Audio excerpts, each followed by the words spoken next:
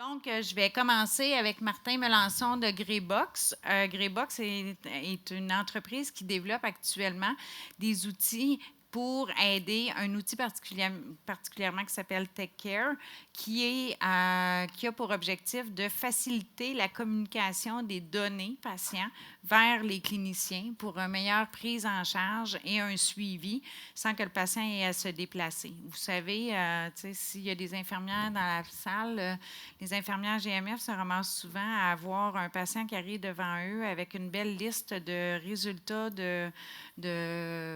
que ce soit de De labo. glycémie, d'hypertension, etc. Donc, c'est très difficile de garder un historique de tout ça. Donc, ils ont voulu répondre à ça. Donc, je te laisse la parole, Martin. Absolument. Merci beaucoup. Donc, je m'appelle Martin Melançon. Je suis chef des opérations chez Greybox Solutions. Puis, comme Isabelle l'a dit, je suis ici pour vous présenter notre solution Take Care qui vise à redéfinir la relation entre le patient et l'équipe de soins. Juste avant d'aller dans les détails, j'aimerais vous présenter qui nous sommes et un petit peu sur notre histoire. Greybox Solutions a été fondée en 2012 par notre président Pierre Bérubé en collaboration avec l'Université McGill. Suite à des études cliniques et des projets d'innovation, on a effectué des transferts de brevets technologiques et c'est comme ça que Greybox est né. Ensuite, on a fait divers projets et incursions dans le secteur privé, mais depuis 2018, on s'est vraiment focalisé dans le traitement et la gestion de la maladie chronique, entre autres choses, le diabète et l'insuffisance cardiaque dans le secteur public. Comme l'introduction le mentionnait, Pierre et moi, on cumule près de 35 années d'expérience dans le secteur de l'aéronautique. Il y a des points qui sont en commun entre l'aéronautique et la santé, et ce sont des points qu'on met au cœur de nos actions quotidiennes, c'est-à-dire toutes les questions concernant le réglementaire, la sécurité, l'innovation, bien sûr, et la qualité. On met toute notre expérience acquise dans ce secteur de l'aéronautique, dans la santé. C'est comme ça qu'on gère nos équipes et on drive la mission. Donc, avant d'aller dans les détails précis de ce qu'est TakeCare, je me permets de faire une analogie avec vous. Qui d'entre vous se souvient du monde avant l'arrivée des GPS? François? Oui? Moi, je m'en souviens, en tout cas. Et puis, je me souviens aussi pertinemment qu'on partait en vacances comme ça avec mes parents pour la Floride et puis on prenait un mauvais virage, puis on se rendait compte finalement qu'on s'était trompé de chemin juste 1 heure après les faits. Puis là, on devait rétracter et puis on arrivait finalement à destination. Bien, le GPS est venu éradiquer ce genre de situation-là. Alors, est-ce que vous pouvez vous imaginer si vous êtes un patient atteint d'une maladie chronique comme le diabète ou l'insuffisance cardiaque, le réconfort que vous auriez si vous saviez que l'équipe de soins vous suit et corrige ou adapte votre plan de traitement en continu plutôt qu'en prenant des détours parfois qui nous font perdre du temps, comme mon exemple de GPS. Donc, l'analogie est la suivante. Dans un GPS, on rentre la destination. Pour un patient, il a des objectifs de santé. Ensuite, le médecin se voit proposer quelques itinéraires. Imaginez une plateforme où le médecin se verrait proposer des plans de traitement personnalisés selon la condition du patient. Ensuite, on démarre et puis on démarre le suivi en continu de la gestion de ce patient-là. Alors, j'utilise cette analogie-là pour un petit peu présenter c'est quoi notre ambition avec TakeCare, c'est-à-dire optimiser le plan de traitement de nos patients. Donc, qu'est-ce que c'est TakeCare? C'est très simple. C'est une solution infonuagique qui comporte d'une part une application mobile pour le patient et une plateforme web disponible pour tous les intervenants de la santé, les médecins et les infirmières. Les solutions cliniques qu'on propose sont la mise en commun du plan de traitement. Alors, imaginez le spécialiste qui détermine le bon plan de traitement pour la bonne personne. Bien, cette information-là, elle est disponible pour l'ensemble de l'équipe de soins. Évidemment, ça favorise le travail collaboratif parce que tous les intervenants travaillent sur le même plan, ajoutent leurs notes et les ajustements sont partagés à toute l'équipe. Ça favorise aussi l'optimisation de la trajectoire de soins. Vous pouvez vous imaginer que sur 4 ou 5 ou 6 visites en personne dans une année, une telle solution pourrait sûrement éviter 1 ou 2 visites en personne, la remplacer par un entretien virtuel, par exemple, ou carrément un message envoyé au patient, puisque avec les données que je possède, je n'ai pas besoin de le rencontrer.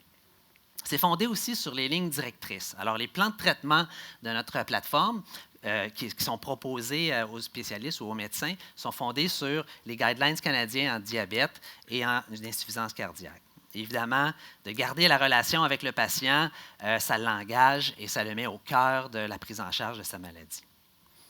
Donc, comment que ça se passe au quotidien là, dans le pratico-pratique? Alors, le patient, à l'aide de son application mobile, transmet des informations à l'équipe médicale, des informations subjectives et objectives, comme je me permets de le mentionner. Donc, des données physiologiques à partir d'appareils connectés qu'il a à la maison, une balance, tensiomètre, il transmet sa glycémie, et aussi peut répondre à des questions qui donnent de l'information supplémentaire sur l'état de santé, sur son état de santé. L'équipe de soins, ensuite, démarre la surveillance, c'est-à-dire qu'ils vont regarder les données, mais plus particulièrement les tendances et les alertes ou les alerteurs qui indiquent quel patient nécessiterait un entretien ou nécessiterait une attention en général. Le suivi peut se faire par messagerie, coaching, rétroaction ou par le biais d'une vidéoconférence pour faire un bref entretien directement avec le patient. De l'autre côté, le patient peut suivre son progrès, connaît ses objectifs, puis est motivé à les atteindre puisqu'il voit au quotidien ou de façon hebdomadaire ses progrès. Il reçoit aussi, par le biais de la plateforme, une éducation personnalisée. Alors, l'infirmière ou la nutritionniste, n'importe quel membre de l'équipe de soins peut envoyer et diriger du contenu éducatif personnalisé selon la condition de chacun. Donc, en gros, pratico-pratique, c'est un peu la façon que ça fonctionne. D'un point de vue opérationnel, voici comment on s'intègre dans le flux normal là, des usages des dossiers médicaux électroniques. Donc, à partir du dossier médical électronique, il est possible d'avoir accès directement à la plateforme. Alors, la personne consulte le dossier et peut accéder facilement à toutes les données transmises par le patient qui le concernent. Les données recueillies par TCare restent au sein de la plateforme, sont colligées et un rapport un rapport sommaire ou un rapport d'événement est renvoyé et rattaché au dossier médical électronique. Toutes les actions, tous les actes et les suivis effectués au travers de la plateforme par l'équipe est enregistré, colligé et remis en transmission directe avec les agences de facturation pour les codes de télésanté, comme la téléconsultation, par exemple, envoyés au système de facturation. Alors, ça vous donne un petit aperçu en 7 minutes de ce qu'est la plateforme. Juste pour conclure, je pense qu'on partage tous les mêmes objectifs, soit d'optimiser les soins, les ressources et le temps. Et je vous garantis que TakeCare s'engage fortement à contribuer avec vous tous dans l'atteinte de ces objectifs communs. Merci. Évidemment, si vous voulez jaser avec Martin, Pierre et compagnie, donc on vous invite à aller visiter à leur kiosque là, dans le salon des exposants après la conférence. Vous aurez encore la chance de pouvoir leur parler pendant qu'on fera tirer les prix. Alexandre Chagnon, comme on disait, question pour un pharmacien. Vous savez, on est souvent confronté en GMF aux patients qui appellent au 811 et que finalement, ils se ramassent parce que dans 80-90% des cas, on va leur demander d'aller voir leur médecin. Malheureusement, le médecin n'est pas disponible ou on est en heure de fermeture, donc peu de ressources. Et évidemment, Dr Google n'est pas nécessairement celui qu'on préfère non plus. Dans le fond, Alexandre a développé une plateforme scientifique basée qui travaille principalement avec des pharmaciens pour répondre aux questions des patients. Parfait, exactement. Donc, est-ce qu'on m'entend? Oui? Oui. Parfait. Donc, merci Isabelle de m'avoir invité. Mon nom est Alexandre Chagnon. Je suis pharmacien et fondateur de Questions pour un pharmacien. Questions pour un pharmacien, c'est quoi? C'est une plateforme de téléconsultation qui rend accessible l'expertise du pharmacien à la population québécoise. L'an passé, uniquement 55 000 Québécois s'en sont servis de cette plateforme-là pour obtenir un conseil au sujet d'un médicament ou d'une condition de santé. Un peu plus de 200 pharmacies à travers le Québec sont accessibles par l'entremise de la plateforme que je vous invite à consulter si vous voulez bien sur vos téléphones. Donc, la manière que ça fonctionne, c'est très simple.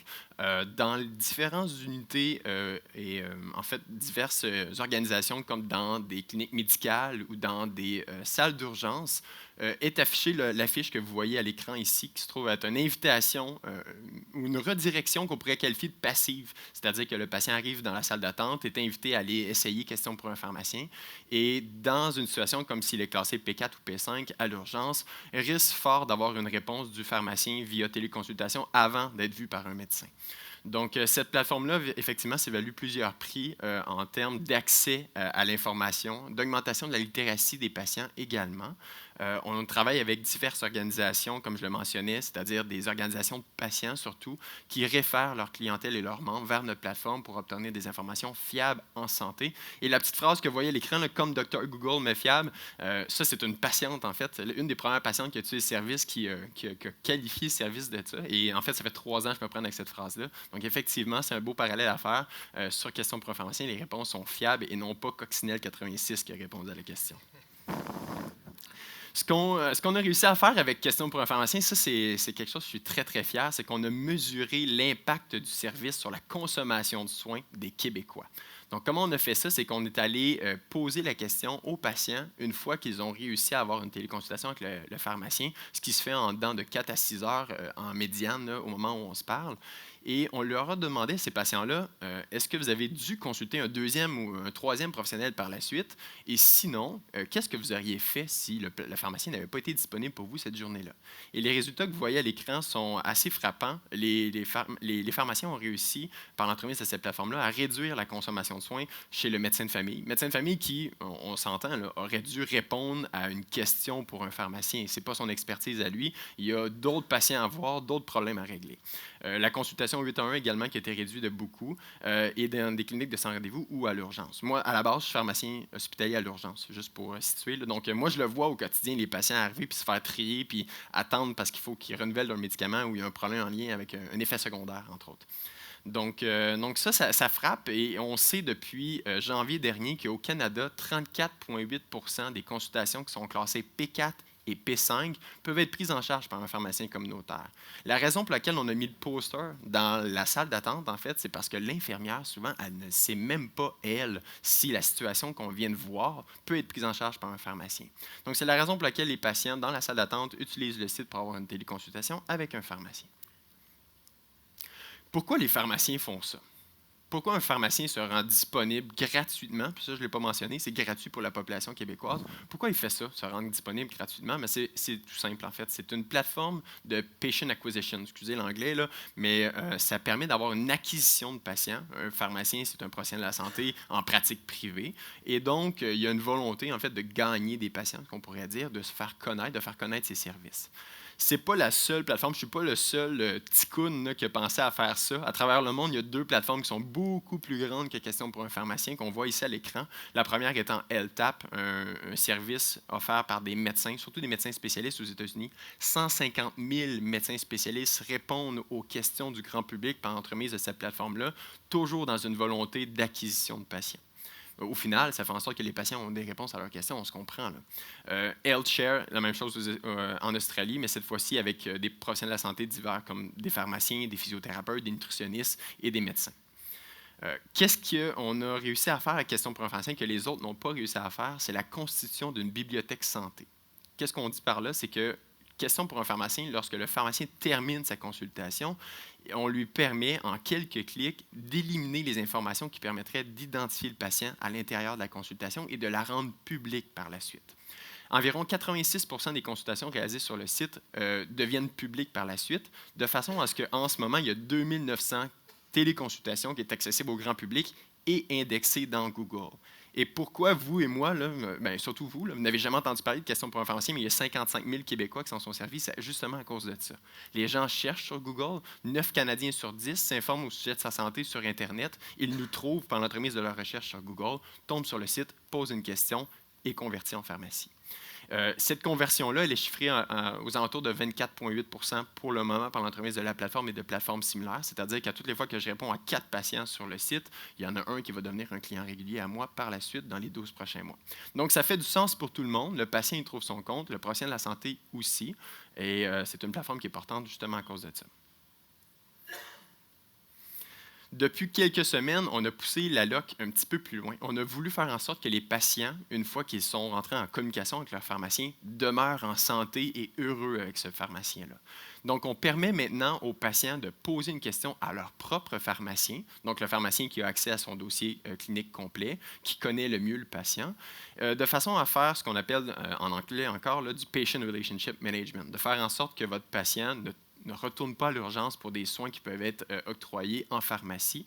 Et on se rend compte effectivement que ce service-là, ça a un impact énorme, en fait un impact beaucoup plus grand que l'étude qu'on avait publiée auparavant au sujet de la consommation de soins réduite par les Québécois.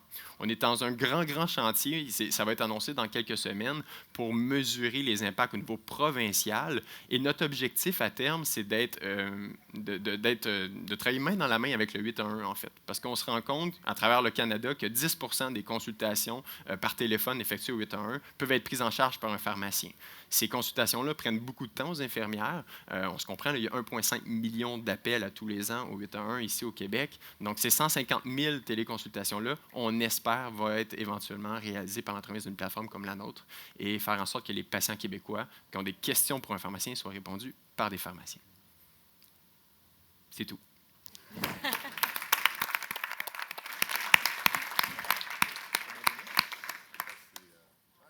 Pour ceux qui étaient là ce matin, Rémi nous a fait un beau petit teaser sur leur nouveau produit de formulaire afin d'aider les cliniciens à recevoir de l'information pré-consultation, puis permettre surtout aussi aux patients de pouvoir remplir ça dans des conditions optimales.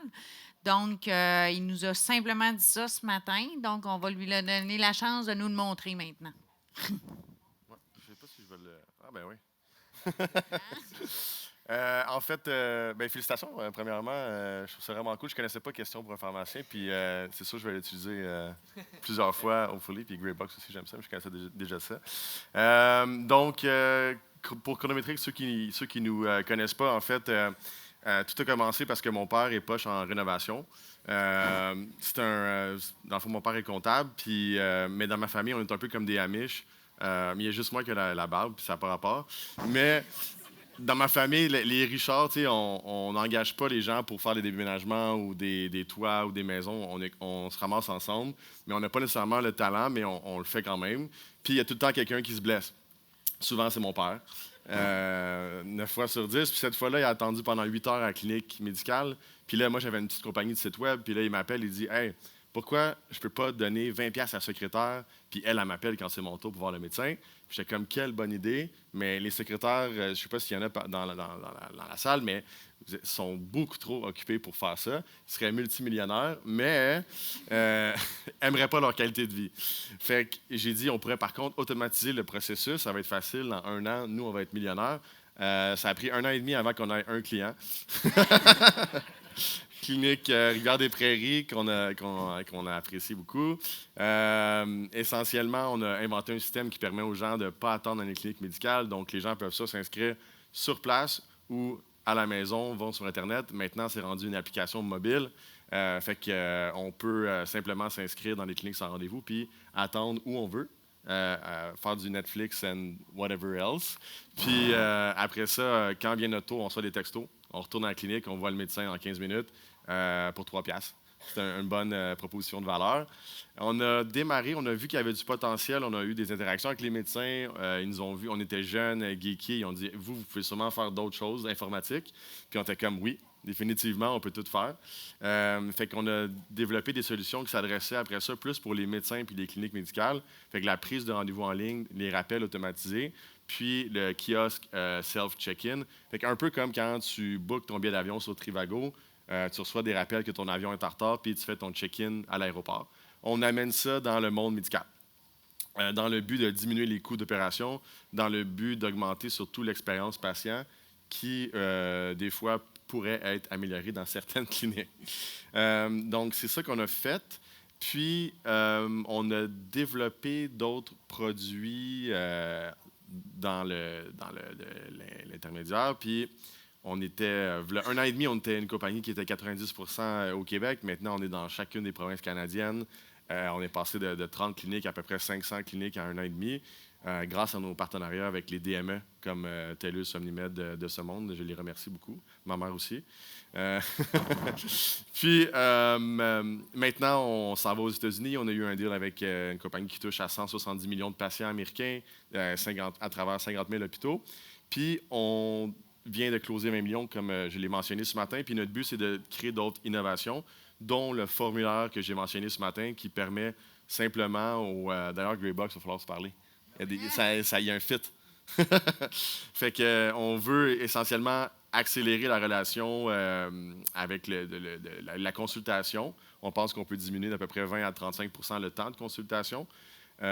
Augmenter la qualité de la relation avec ton médecin, parce que ton médecin, il peut passer plus de temps à te regarder, il peut passer plus de temps de façon humaine et moins de temps sur l'ordinateur. On sait que la numérisation est un succès, mais aussi a des côtés plus négatifs, dont celui-ci. Puis on pense aussi que ça va augmenter la qualité du diagnostic parce que le patient qui écrit chez lui ses symptômes, qui répond à l'échelle de douleur, répond à certaines questions dans le confort de son foyer ou de son téléphone dans son auto, est dans une situation plus confortable, moins stressante, puis ça va résulter probablement en meilleur diagnostic. On a d'autres produits qui s'en viennent. Je vous en fais part, probablement que mon équipe approuve pas, mais trop tard.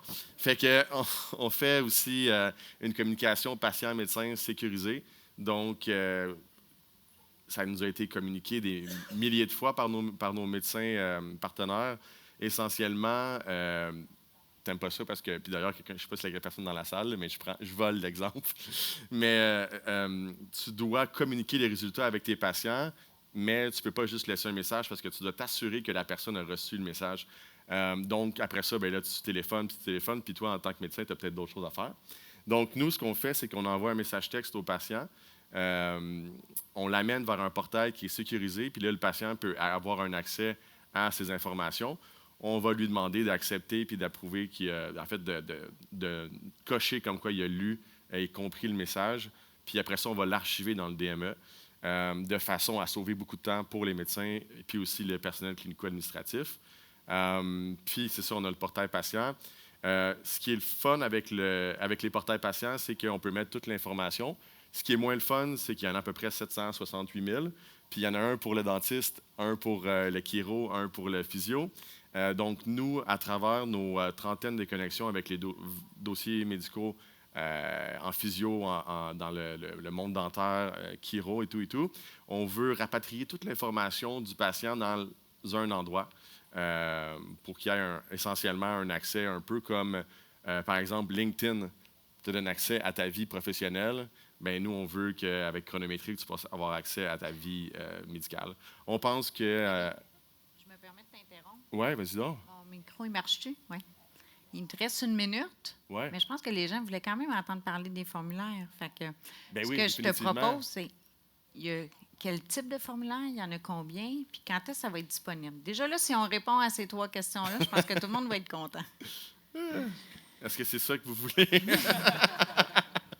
Donc, essentiellement, on collabore avec une compagnie qui fait ça depuis 5 ans. Donc, il y a à peu près 3000 types de formulaires. Les formulaires qu'on n'a pas, on peut les créer nous-mêmes parce qu'ils sont paramétrables directement dans le logiciel.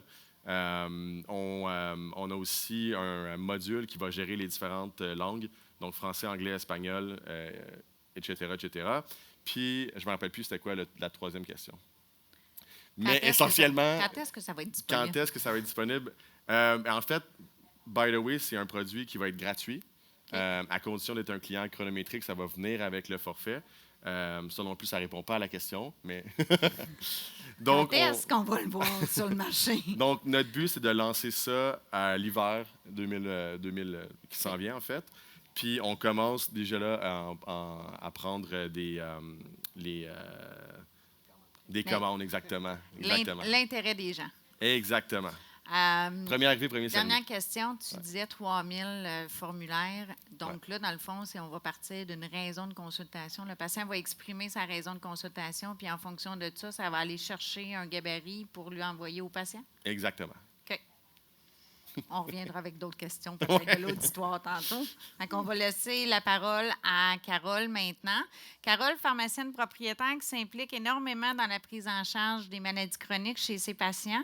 Carole a réinventé un peu la pharmacie. Je pense, premièrement, elle n'a pas une pharmacie comme on trouve un peu partout avec du papier de toilette et bien des trucs. C'est au contraire, c'est une pharmacie de service. Et je pense que ce qui la distingue beaucoup, c'est qu'elle utilise plusieurs outils connectés pour permettre de prendre en charge ses patients vraiment sur place puis les accompagner là, dans leur traitement. Alors, bonjour tout le monde. Merci de m'avoir invité. Je me sens un peu comme l'intrus ici. Il y a 5 ans, c'est eux qui auraient été les gens bizarres. Là, c'est drôle, c'est moi, la petite pharmacienne communautaire propriétaire, qui a l'air de la fille bizarre dans le milieu où on est aujourd'hui. J'ai eu un parcours un peu différent, absente de la pratique de la pharmacie pendant 23 ans. Puis à un moment donné, bien, que ceux qui ne sont pas rendus à 45-50, quand vous allez attraper ça, vous allez voir, vous êtes écœurés de faire ce que vous faites dans la vie, puis vous allez vous questionner, remise en question, on retourne de bord, je suis retournée prendre ma licence de pharmacienne, plan B est devenu plan A. Plan A a dit, bien voyons, comment ça n'a pas changé en 23 ans, la pharmacie communautaire, c'est ridicule. Alors, je me suis assise, je me suis isolée de tout ce qui existait. Et j'ai mis sur papier un projet de pharmacie complètement différent. Je me suis entourée de gens qui ne connaissaient rien à la pharmacie, parce que quand on veut innover et changer, il ne faut pas rester avec les mêmes joueurs. Donc, c'est ce que j'ai fait. Et j'ai créé un modèle de pharmacie qui va mettre la profession de pharmacie vraiment en lumière. Et je remercie Alexandre d'être là avec moi, parce que si j'ai une petite larme aujourd'hui, c'est qu'on n'a pas beaucoup entendu parler des pharmaciens dans tout ce que j'ai fait. Aujourd'hui, on est comme encore en dehors de l'équation. Ce que j'espère à faire, puis Alexandre aussi, c'est de nous ramener un petit peu dans l'équation.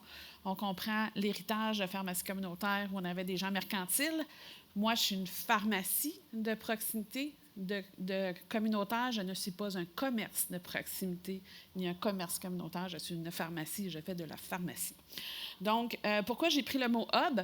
Le mot hub, c'est rassembleur. Ce que je fais, c'est un savant mélange de old-fashioned, relations humaines, je suis là. J'ai même un tableau noir que j'écris moi-même à la craie. De temps en temps, on change les choses.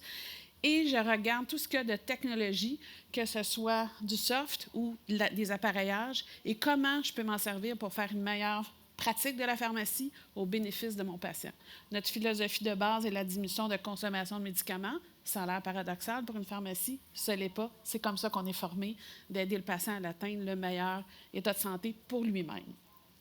Donc, déclaration de conflit d'intérêt. J'ai été invitée ici par Roche Diagnostic pour parler de mon expérience avec un de leurs appareils que j'ai chez moi. Et je pense, je suis une des rares pharmacies au Canada qui a cet appareil-là, le Cobas B101. Vous allez voir la photo de l'armoire fermée. Là, je ne sais pas quelle. Ça, c'est l'armoire dans mon bureau de consultation qui est remplie de toutes mes petites machines, puis encore de l'espace pour que quand les gens vont inventer des choses, si ça nous sert à nous dans notre suivi clinique de pharmacien, ça m'a fait un plaisir de rentrer ça et de jouer avec ça. Donc, vous voyez dans le cercle vert la petite machine, ce n'est que ça, ça prend tout ça. Qu'est-ce que ça fait, ça? Pour moi, c'est un outil. Un pharmacien n'a pas le droit de faire rien d'invasif, donc je n'ai pas le droit de prendre des prises de sang moi-même. Par contre, on peut faire du Kaplan, du bout de doigt.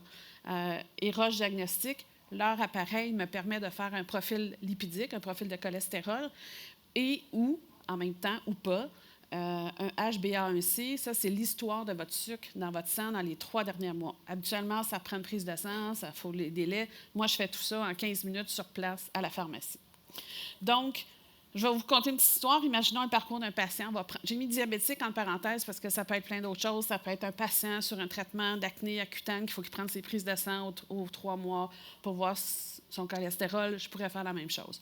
Donc, le parcours aujourd'hui, vous avez le patient qui va voir le médecin. Il voit son médecin une fois par année, son spécialiste une fois par année. Il vient à la pharmacie à tous les mois. Des fois, le 30 jours s'étire en 35, en 38, en 22. Nous, on est là tous les mois avec les patients, on les voit, on voit la compliance ou non au traitement, et c'est là qu'on intervient. C'est là qu'un pharmacien clinicien, moi je me qualifie de pharmacienne clinicienne, c'est là qu'on intervient. Alors, si je vois que mon patient, ses médicaments pour le diabète, c'est renouvelé, j'y en donne 30 jours, mais il vient aux 40, On questionne un petit peu. Avez-vous manqué? Y a-t-il quelque chose? Des fois, tu te fais dire, bien, je les tolère pas bien ou je pense pas que ça fait effet. Alors, le cobas, ce qui me permet de faire, c'est je le lâche pas, mon patient. Je le laisse pas s'envoler, dire, bien, va prendre une prise de sang. Puis là, dans sa tête, ben oui, quand est-ce que ça va me tenter? Ou j'irai pas, j'ai peur des piqûres. Moi, je le garde, je te parle, bien, il y a quelque chose qui ne marche pas. On rentre dans le bureau, on fait le test. Pendant que je parle, 5 minutes, on fait un petit peu d'éducation. 5 minutes après, on a le résultat, puis je regarde. Si tu veux, on va continuer à travailler, puis on va t'aider parce que ton objectif n'est pas atteint. Donc, c'est vraiment de garder le patient captif de nous parce que leur attention et leur occupation sont multiples. Et l'objectif d'un clinicien, c'est il y a un but, le médecin prescrit quelque chose, il y a une intention thérapeutique. Moi, ma job de pharmacien, c'est de m'assurer qu'avec ce que je sais faire, bien, j'aide le médecin à atteindre son objectif thérapeutique. Si j'ai besoin d'aide, je communique au médecin. On peut maintenant ajuster les médicaments si on n'est pas tout à fait là, mais c'est vraiment du travail interprofessionnel. Fait que probablement, d'entre vous, vous n'avez jamais vu votre pharmacien qui est derrière 22 rangées de shampoings Scott Towel, 3-4 personnes, puis un petit bout de cheveux qui dépasse à l'autre bout. Chez nous, c'est complètement différent. Et je sais par pertinence que ça inspire énormément de pharmaciens. Donc, on peut le faire pour les diabétiques. On parle de ça parce que c'est la plus grande maladie chronique qui coûte très cher à l'État. Parlant de coûter cher, une prise de sang, juste pour faire le même test, dans les finances publiques, c'est 500 $. Chez nous, c'est 60 $. Ce n'est pas encore reconnu, ce n'est pas encore payé. J'attends juste qu'il y ait une volonté ministérielle pour nous permettre de faire ça parce que les finances publiques s'en porteraient un petit peu mieux. Alors, mon message, c'est vraiment la vraie valeur de la part du pharmacien clinique en pharmacie. La vraie valeur de la part clinique du pharmacien communautaire dans le système de santé. Ils ont les compétences et je vous dirais que bien noblement, les plus jeunes pharmaciens, ils ont une compétence extraordinaire, formés d'une façon extensive. Ils sont super accessibles. Souvent, les pharmacies, pas la mienne, sont ouvertes 7 jours sur 7. Puis, on est très motivés à faire plus. C'est ça qui est super intéressant. Puis, on est le cheap labor du système de santé, disons-le. Alors, ce que je voulais vous dire, ça, c'est ma pharmacie. C'est ce que vous voyez quand vous ouvrez la porte. Donc, nous, on la pratique d'une façon différente. Puis, on croit que le pharmacien est un partenaire vrai du réseau de santé québécois.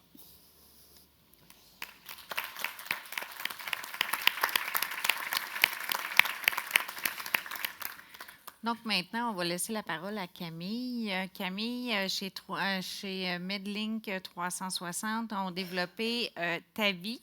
Tavi est un système un peu, on pourrait dire, un coach pour aider le patient, dans le fond, à se prendre en charge et à maintenir un état de santé favorable et à vraiment, c'est ça, se prendre en charge dans le traitement de sa maladie. Donc, la parole est à toi, Camille. Merci beaucoup, Isabelle. Je m'excuse par avance, d'abord pour commencer, parce que je vais vous faire travailler un petit peu. C'est la fin de la journée, je sais c'est vendredi, mais je vais avoir besoin d'un petit peu de votre retour sur certaines choses, et notamment 2 questions que je vais avoir à vous poser. Donc, je ne sais pas si tout le monde a déjà été sur pollev.com, si vous avez déjà ça sur votre téléphone, mais ça va faciliter la vie. Donc, ma première question pour vous, puisque l'innovation en santé, c'est quelque chose dont on parle beaucoup, mais malheureusement, on ne le voit pas encore assez, je pense, à notre goût, en tout cas. Une vision personnelle, mais je pense que je la partage avec beaucoup d'entre vous. Quel est votre frein à vous, parce qu'on pourrait parler des autres et de ceux sur quoi on n'a pas de contrôle, mais quel est votre frein à vous sur l'installation d'outils digitaux et numériques dans votre pratique au quotidien? Je sais qu'on a beaucoup de professionnels de santé aujourd'hui, donc je suis curieuse d'avoir votre feedback. Donc les réponses que j'ai données, mais il y en a certainement d'autres. Ça induit un changement de pratique, ça demande un investissement trop important, quel que soit le type d'investissement. Je manque de preuves, on n'a pas de démonstration suffisante pour utiliser ces solutions-là. Les données ne sont pas encore assez bien sécurisées, c'est une thématique qui est très complexe et je le sais pour le vivre au quotidien en gestion des opérations. On a trop d'outils disponibles, ça c'est ma sensibilité aussi personnelle et je vois que c'est partagé. On est un petit peu perdu dans le flot d'informations qu'on a. Si je vais sur Apple Store ou Play Store, je ne sais pas trop quoi prendre moi là-dedans en tant que patiente. Autre solution, je serais curieuse d'avoir votre avis là-dessus, donc si vous avez envie de m'en parler, ça me fera toujours plaisir. Et j'ai aucun frein, et ça me fait extrêmement plaisir de voir le 32% ou le 30% apparaître, parce que c'est extrêmement encourageant.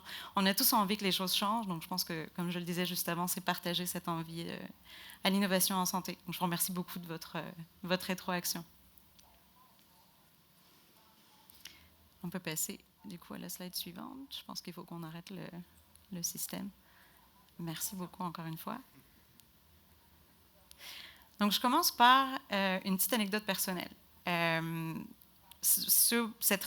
raison pour laquelle je commence avec quelque chose de personnel, c'est pour initier un petit peu la raison pour laquelle on s'est rendu, ce dans quoi on s'est rendu chez 360. Quand j'arrive à la clinique, en général, on prend mon rythme cardiaque immédiatement quand j'arrive, sont très efficaces. Bravo, sérieusement, pour la logistique dans les cliniques aujourd'hui. Ils sont tellement efficaces que quand ils prennent mon rythme cardiaque, je suis encore en train de battre à tout régime parce que je suis arrivée en courant, je suis partie à la dernière minute du bureau, je me retrouve là, je suis un peu encore sous le stress d'est-ce que je vais me rendre à l'heure. Et à chaque fois qu'on prend mon rythme cardiaque, je suis pas super. Je trouve pas que c'est une donnée fiable. Je suis pas certaine de la donnée qu'on me donne, mais bon, je fais avec. Et comme j'étais curieuse, je me suis dit, mais je vais prendre quelque chose de disponible, d'économiquement raisonnable, et je vais prendre une montre connectée, je vais voir ce que ça donne. Et puis un jour, je vois 41.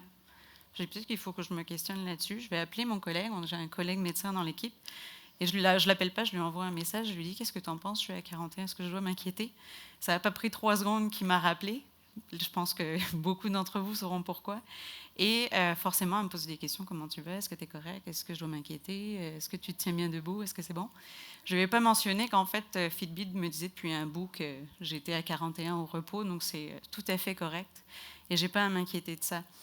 L'expérience que j'en dégage, moi, là-dedans, mais d'abord, elle est positive parce que la fois suivante où j'ai vu mon médecin, je dis, mais il y a peut-être quelque chose à regarder, qu'est-ce que tu en penses? Est-ce que je devrais faire un ECG pour voir s'il y a quelque chose à suivre? Donc ça permet de générer une discussion avec mon médecin. Et l'autre chose que j'en tire, c'est que moi, j'ai eu la chance d'avoir un professionnel de santé à qui j'ai pu envoyer un texto sur le coup, mais on n'a pas toute cette chance-là. Donc, ce sur quoi nous, on essaye de se concentrer, c'est sur le coaching du patient. On veut former le patient à gérer sa condition de santé au quotidien, quelle que soit sa condition de santé, personnaliser la solution à ses besoins. Et c'est comme ça qu'on a choisi de pousser TAVI. TAVI, ce n'est pas un projet qu'on a initié nous-mêmes de notre côté. Ça a été créé au départ par des infirmières du réseau de santé québécois, par des infirmières du centre de recherche du CHUM, une équipe menée par José Côté. Et elle travaille au quotidien avec des équipes multidisciplinaires pour générer des contenus qui soient pertinents à une indication de santé. Et par la plateforme TAVI, par l'application mobile que 360 Medlink a créée, ce qu'on fournit aux patients, c'est du contenu personnalisé, adapté à sa condition de santé. Ce qu'on cherche à faire, c'est à le coacher dans le développement d'habitudes reliées à la gestion de sa condition de santé, mais dans un format durable. Parce qu'on a tout qui est disponible, il y a tellement de technologies disponibles et qui sont tout à fait pertinentes pour le suivi de traceurs, de paramètres en lien avec la condition de santé. Maintenant, le patient n'engage pas personnellement et activement dans le processus, c'est ce que TAVI initialement tente de générer, ce développement d'habitudes de façon durable. Et aussi d'aller chercher des meilleures habitudes de santé connexes à la gestion de la condition de santé. On parle là d'alimentation, d'activité physique et éventuellement d'arrêter la cigarette quand on est un fumeur, par exemple.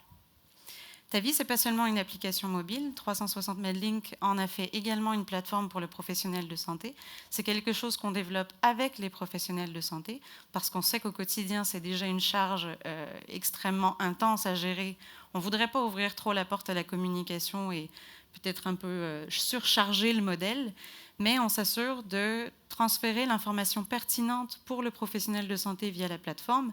Là, on est plusieurs à le faire, donc c'est là que je trouve ça intéressant aussi à générer comme discussion, c'est qu'il y a réellement un besoin. Et on ouvre effectivement la communication de manière aussi unilatérale dans notre cas pour lancer des annonces du professionnel de santé aux patients quand c'est réellement nécessaire.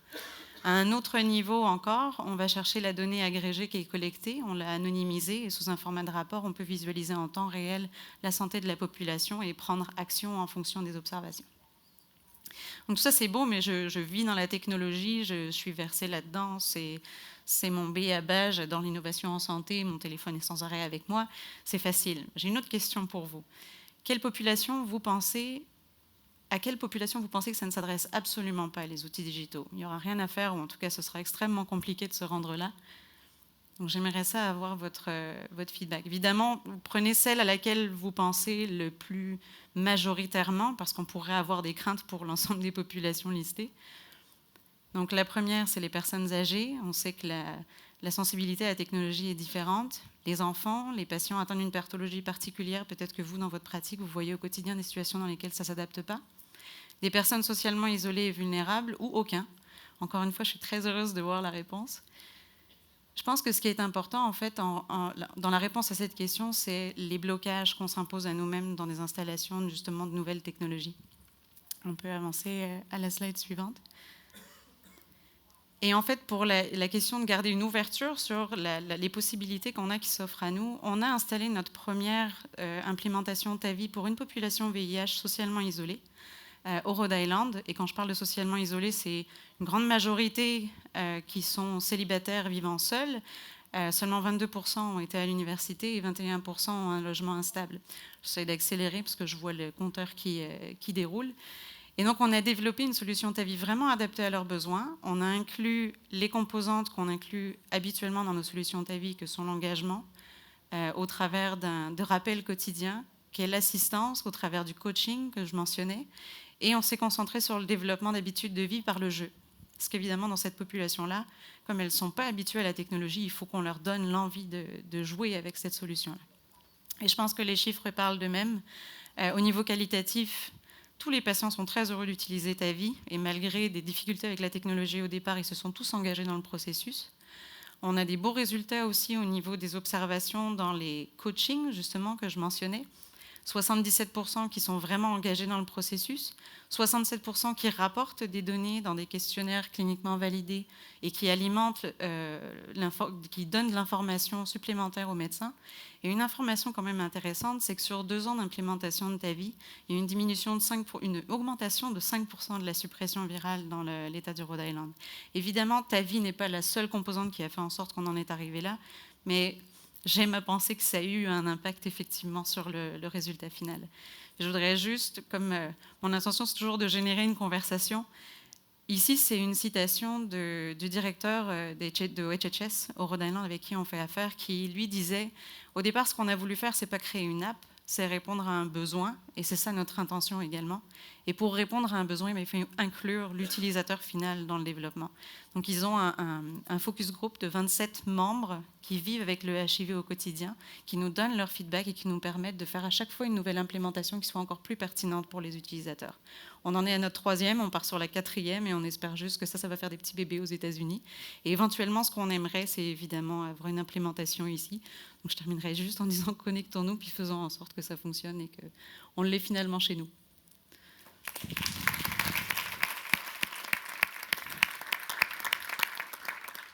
Excellent. Donc, on a dépassé un petit peu notre temps. Il nous reste une dizaine de minutes pour des questions. Moi, j'en ai déjà quelques-unes, mais je vais vous laisser la parole. Est-ce qu'il y a des questions? Puis là, je vous avoue que j'ai une vue assez limitée à cause des spotlights.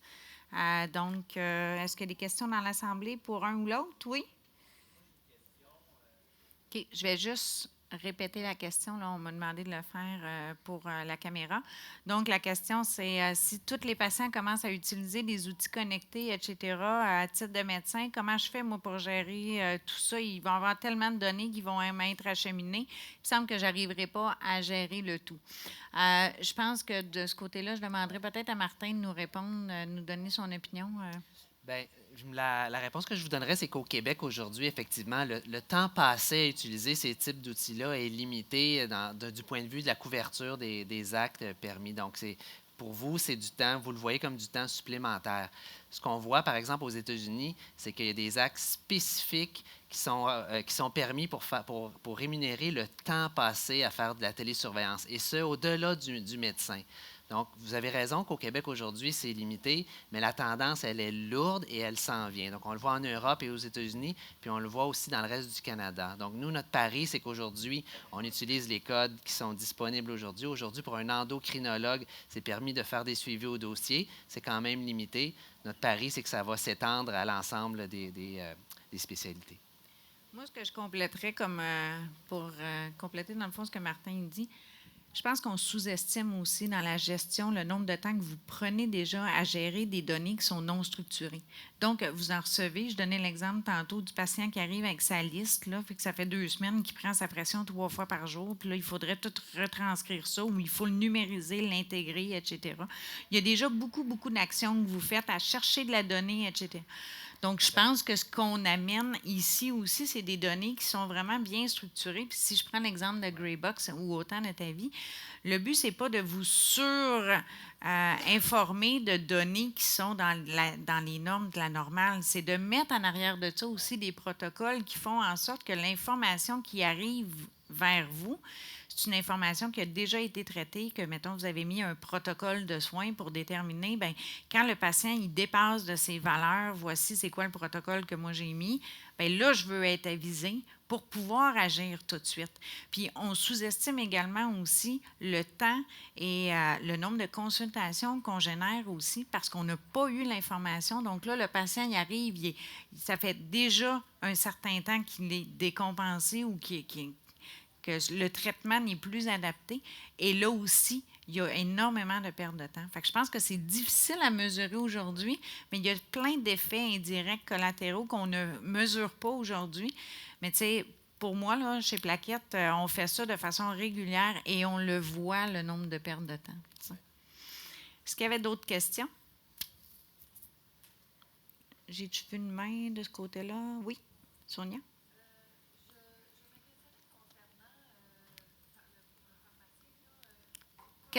Question pour un pharmacien ou pour Carole? C'est moi. OK. Oui. C'est en ligne en passant, les questions. Non. non. Vous pouvez poser votre question. Allez-y. Vas-y, Sonia.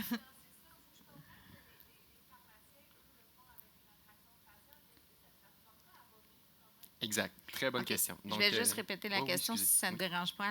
Dans le fond, c'était, OK, je comprends que pour le pharmacien, il y a un gain à ce qu'il participe à une plateforme comme ça pour aller chercher de la clientèle. Mais pour Alexandre et ses associés, comment il va financer tout ça? Puis c'est quoi le gain que lui, où il voit une opportunité d'affaires finalement? Là? Exact. Donc, très bonne question.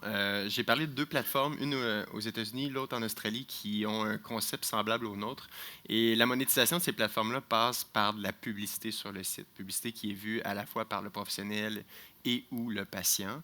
Et dans le cas de l'Australie, en fait, c'est une plateforme qui est maintenant tellement ancrée dans les habitudes de soins des patients que le gouvernement s'en sert comme vecteur de diffusion d'informations sanitaires ou en santé.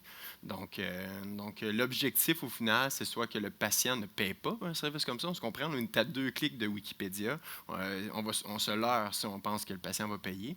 Et de fournir un service tellement, qui crée tellement de valeur pour le professionnel de la santé que lui en paie une partie et que le reste soit payé tout simplement par les publicités sur le site. Je répète rapidement. Donc, justement, avec la prise de rendez-vous en ligne qui arrive, puis là, Antoine, tu viens de parler plus du dossier Rendez-vous Santé Québec, mais on pourrait même l'exploser à des gens à des entreprises comme Chronométrique et tout autre fournisseur de prise de rendez-vous en ligne.